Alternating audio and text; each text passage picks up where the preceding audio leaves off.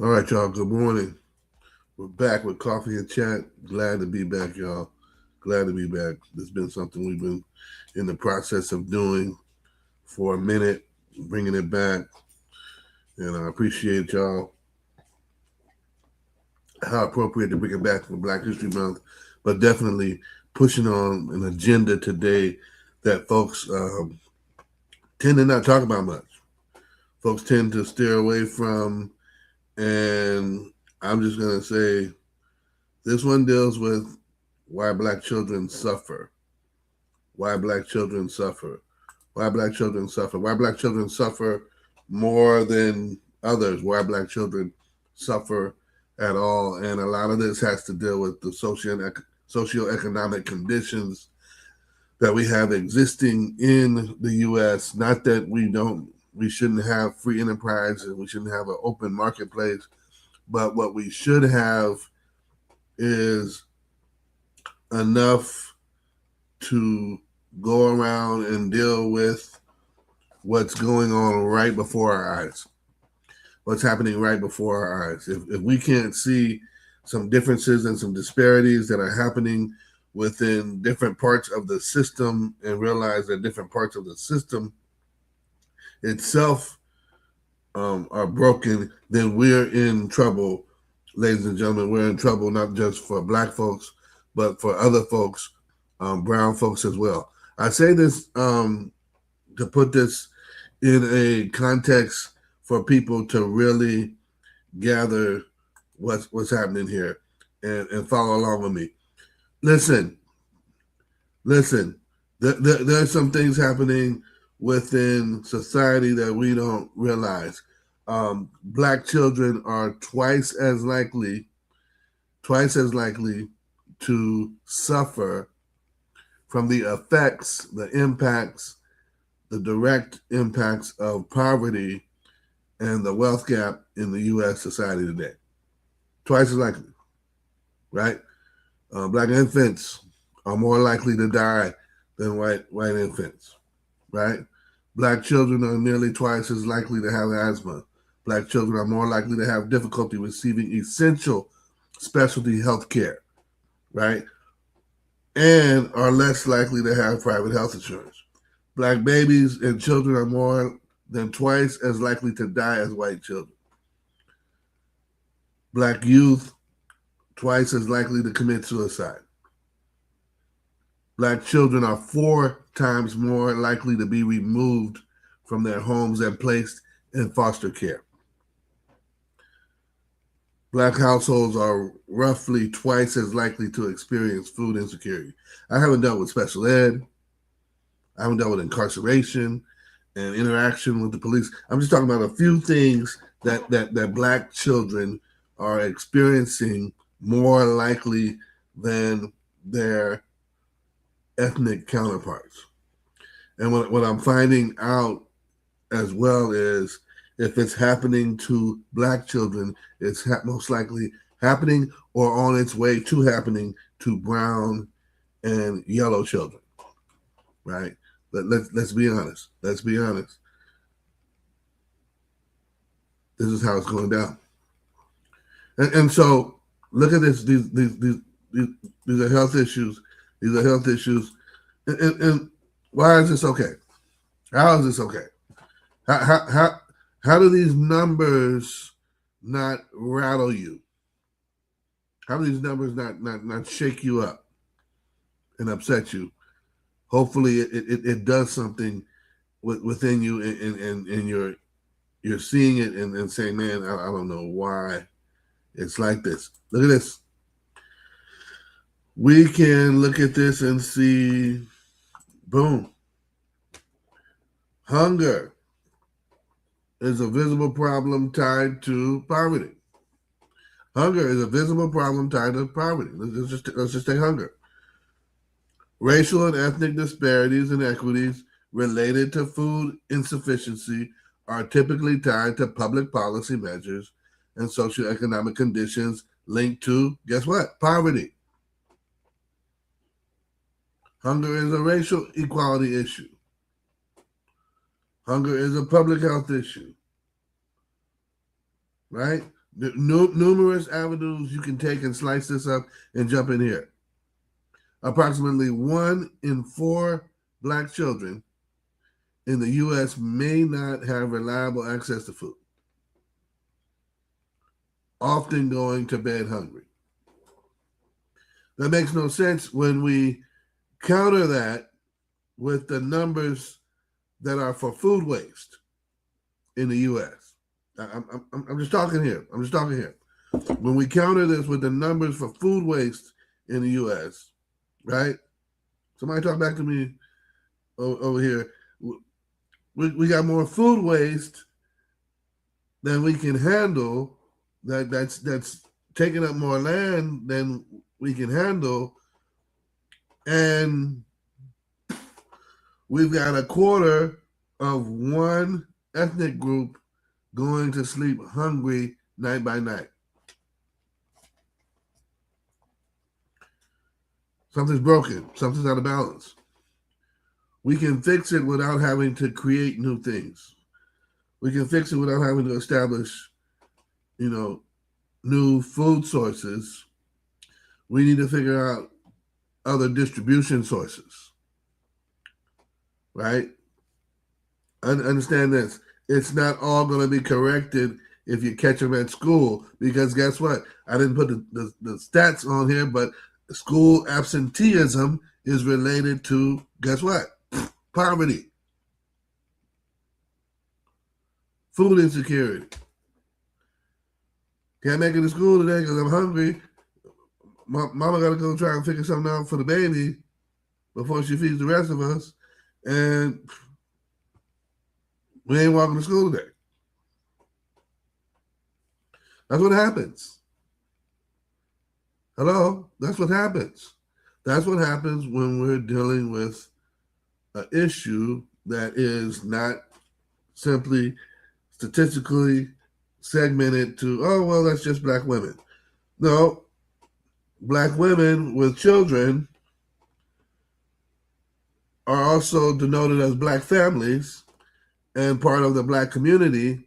And so when we start talking about numbers, these are women, children, others, right?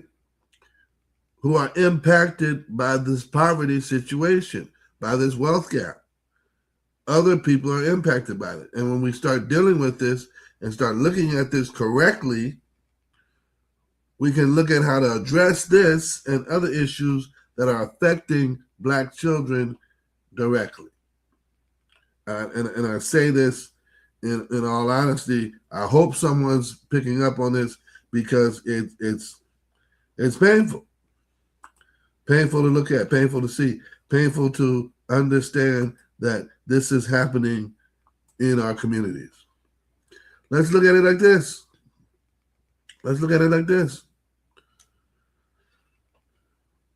Not only is hunger evidence of the problem, right?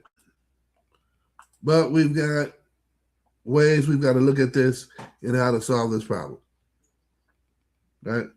I'll put a few things up here that might help us out, might give us some insight. I put Cal Matters up here. Why did I put Cal Matters up here? I put Cal Matters up here because guess what? Cal Matters is one of the few public new voices, kind of like Sacramento Bee and a few others, that speak directly to giving an honest and clear opinion of the news and how to handle it. That's what we got in California. At least we have that going for us in California for when we are dealing with some matters that are pressing and need an honest opinion of it. There's some other stuff I'm throwing up in here that y'all can see and get a hold of and get with it. But we need things happening within our communities in order to address some of this. This is not going to go away because, oh, well, okay, now I'm aware of it. No, you've got to push it. You got to hold the public folks accountable. You got to hold the politicians accountable. You've got to hold the other, quote unquote, leaders accountable, right? Do you know that there's an Office of Minority Health and all this is still going on among Black children? There's an Office of Minority Health, and we're still having this problem. There's a National Minority Health Month coming up in April, and we still have this problem. Come on, y'all. This is ridiculous. And I'm just talking about food right now.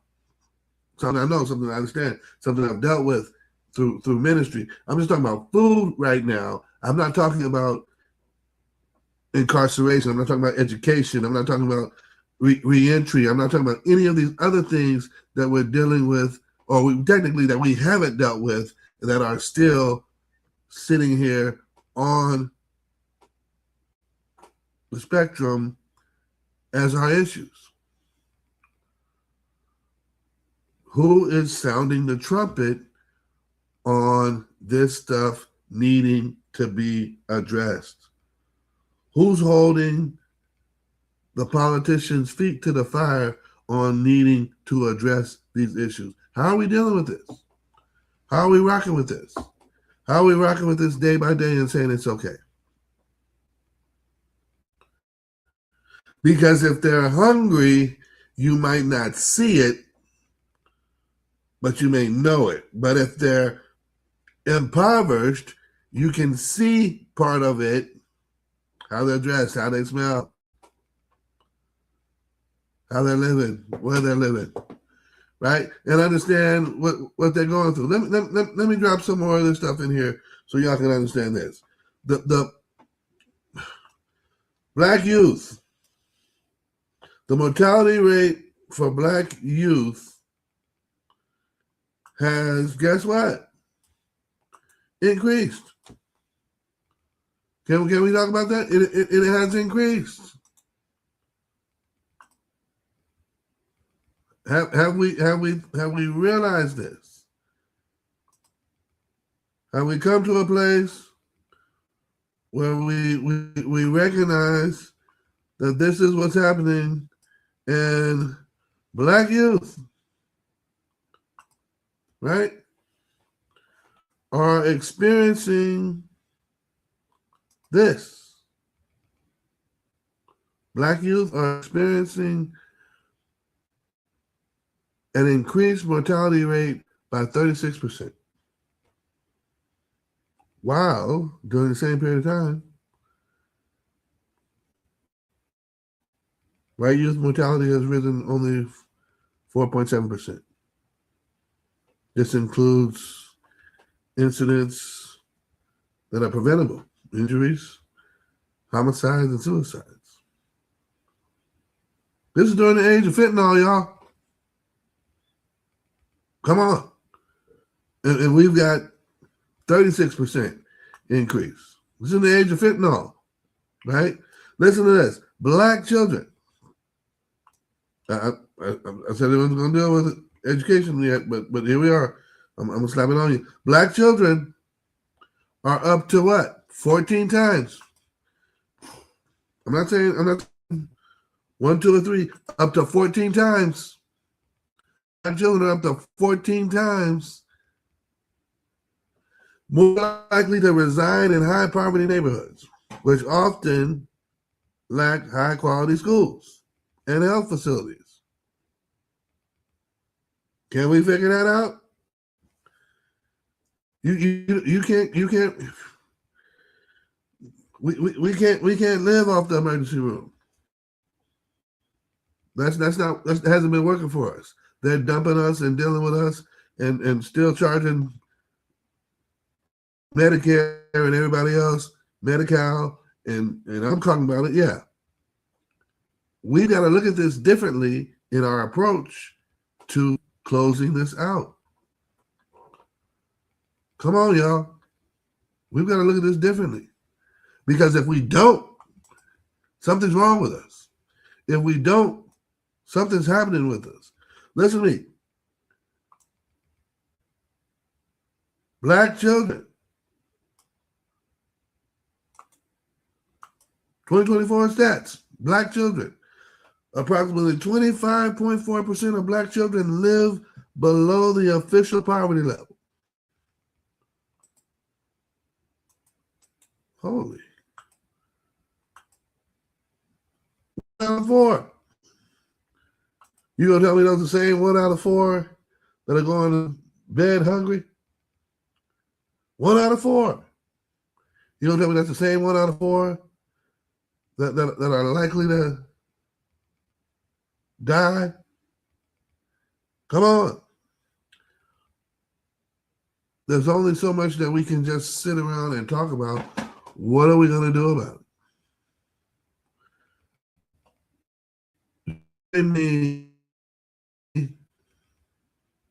Join me February 28th. It's a Saturday. We're going back to our normal time. Saturday, February 28th, so Saturday, 9 a.m. in the morning for us folks on the West Coast. And let's talk about how we used to do it.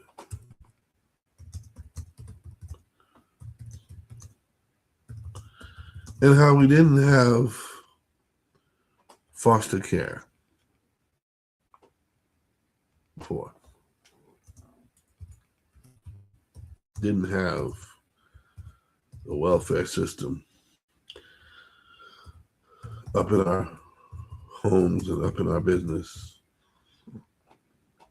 We didn't have that. We didn't have that. For those of us who come from an agrarian society, part of the South, we were church-centered, community-centered folks who took care of, quote unquote, our own communities, forced to via segregation. Am I lying? Black History Month. Let's talk about it. But let's get into detail about how some of these prior systems worked before integration, before the church let go of things, before the community let go of things, and said, go to the government. Let's get off that boat. Because guess what? If I'm looking at the numbers and I'm looking at how the numbers play out statistically, and what I've read and shared, black children don't seem to matter as much as we think. Black children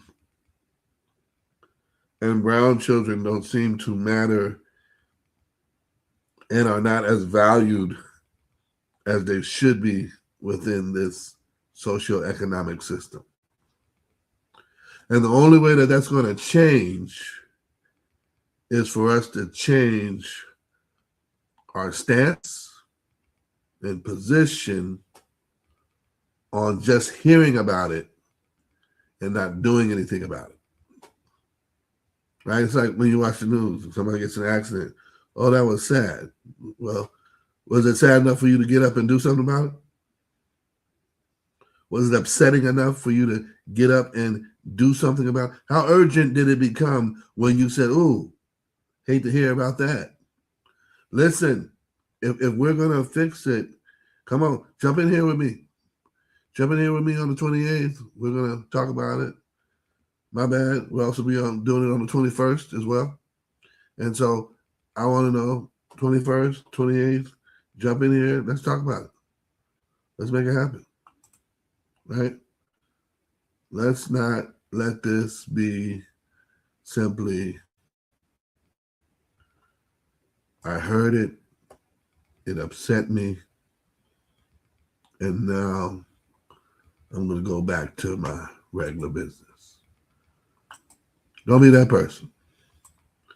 Don't be that out of touch person of color. Don't be that. Don't be that person that says, well, I got mine. Hope them folks get theirs together. I'm praying for them. Don't be that.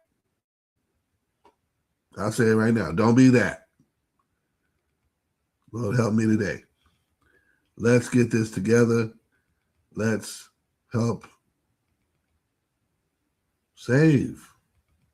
literally save some of our children by changing some of these statistics. There are some models out here that we've had in the past that have worked.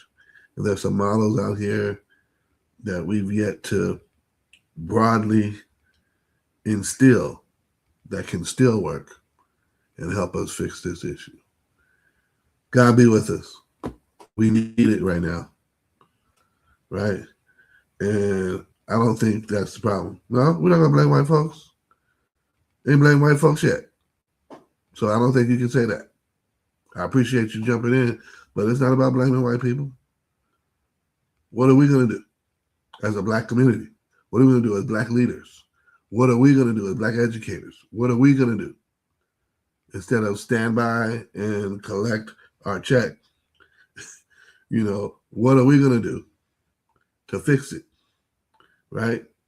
And if we're going to do something, right, let's do it consciously. I hear you. I know the numbers. We do overrepresent the prison population.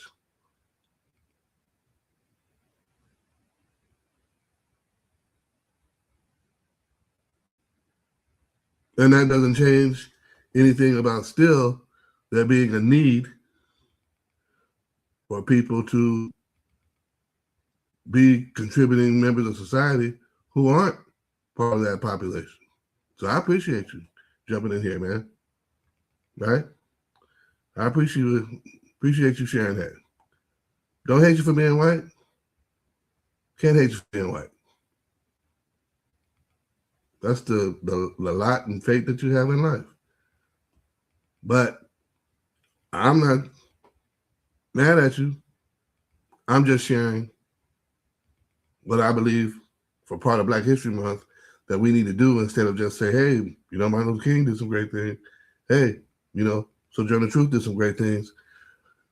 There's some things that are happening that we can do as a Black community that will be great to change without having to beat the government up, without having to beat Trump up. Don't blame Trump for that. Don't blame him for that. This is something that we know and see as I show these stats. So I appreciate this. And come on, man. Let's talk about it. Let's keep chatting. See you on the 21st. See you again on the 28th. This is Coffee and Chat. We're jumping in for Black History Month. Jumping back in. God bless you. Appreciate the comments. Definitely. Let's keep this going on. Man, it's not a blame game. It's what's happening. Appreciate you. God bless.